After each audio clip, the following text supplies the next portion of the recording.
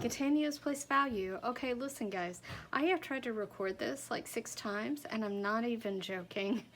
So this time we are just going regardless of what happens, so ignore any dog barks or house noise because it's real life over here.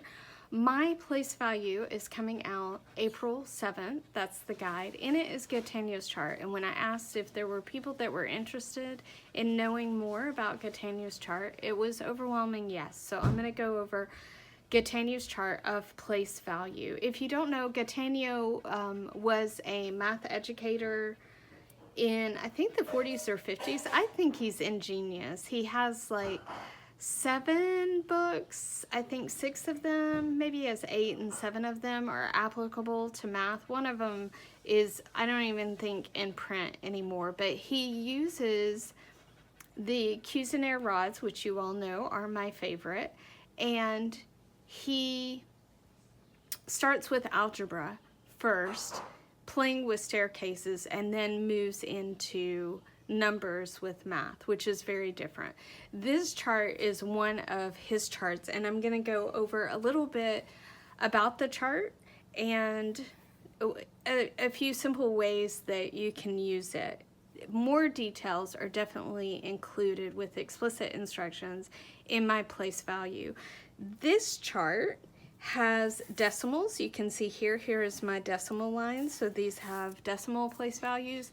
In the chart for the place value block that is coming out, it will not have decimals on it. So the way that Gattegno's place value chart is that each row is a place value and it counts by that place value. For instance, here we have 1, and this counts by 1. So 1, 2, 3, 4, 5, 6, so on. This is tens, it counts by tens. These are hundreds, they count by hundreds, and so forth. And of course, because the way it works, you can go infinite ways both up and down on this chart.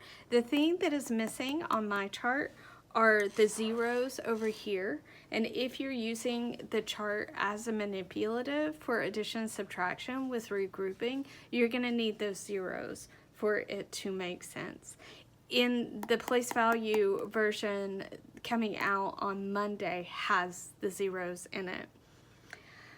So Gattegno's chart also didn't originally come in color. That's me, because you know I love rainbows, and color coding makes math so much easier. So I am a huge proponent of both rainbows and color coding in math. The first exercise that I like to do with Gattegno's chart is a simple copying of the chart, because you have to pay attention, and that paying attention, that studying of the chart to get it from this to the new chart, it gives them a sense of how the chart works and how our number system works. The second that I like to do, and you know this is coming, is a notice and wonder. After you finish the chart, I think it's invaluable to do a notice and wonder. There are all kinds of things that you can notice from this chart, including that they skip count by the number, the place value that it has. Also, as we're going up, each row is multiplying by magnitude of 10. So if we go 1 row, we're multiplying by 10. If we go 2 rows, we're multiplying by 100. If we go 3 rows, then there's also the opposite coming down. If we go down 1 row, we're dividing by 10. If we go down to 100, and there's a whole lot of others, including zeros, decimals, etc. All of that stuff is included in my guide. Another thing that I think this is really helpful for is charting out place values, going both ways, right? You can have a number and then chart out that number on the chart, or you can have a charted number on the chart and write that number. It actually should be done both ways. And then when you have done a number of these exercises, including copying the chart, a notice and wonder, charting numbers, writing charting numbers, using this as a manipulative both for addition and subtraction without regrouping and regrouping. You always want to use scaffolding. So we're starting with smaller numbers, we're working to larger numbers. With smaller numbers, we're doing them without regrouping, and then adding regrouping. With larger numbers, we're doing without regrouping, and then adding regrouping. And if you're not familiar with regrouping, that's what they're calling lending and borrowing. Is what it was called years ago. Now it's regrouping, which I think is a more adequate term for what is actually happening in the number system.